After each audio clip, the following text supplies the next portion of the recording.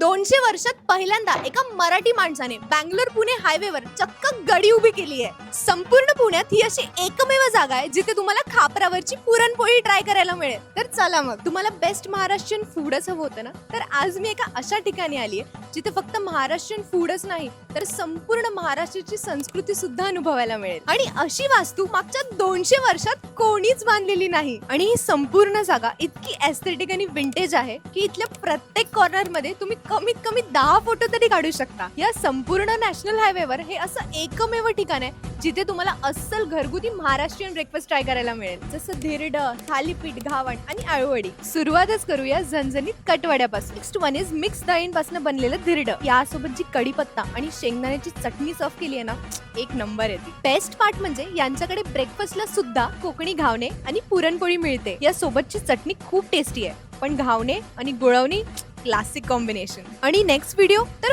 फार इंटरेस्टिंग आहे, ते फॉलो बटन आत्ताच क्लिक करा, कारण अशाच युनिक फूड प्लेसेस मी एक्सप्लोर करत असते। आता गरमागरम उकडीचे मोदक, स्वर्ग सुख म्हणतात त्याला। तुमचा उपवास असेल तरी डोंट वरी, इथे तुम्हाला उपवासाची मिसळ सुद्धा मिळेल। यांच्याकडे सकाळी साऊथ इंडियन ब्रेकफास्ट सुद्धा सर्व होतो। इथला सांबार इतका चविष्ट आहे की तुम्ही डोसा खा, उत्तप्पा खा किंवा इडली खा, तुम्हाला सगळंच टेस्टी लागेल। आणि जर तुम्हाला पोटभर जेवणच करायचं असेल तर इथे महाराष्ट्रीयन आणि पंजाबी थाली सुद्धा मिळते। इथली खीर खाल्ल्याशिवाय बिलकुल बाहेर पडू नका। मग तुम्ही कधी येताय राऊगडीला? Comment location for exact address. See you in the next one.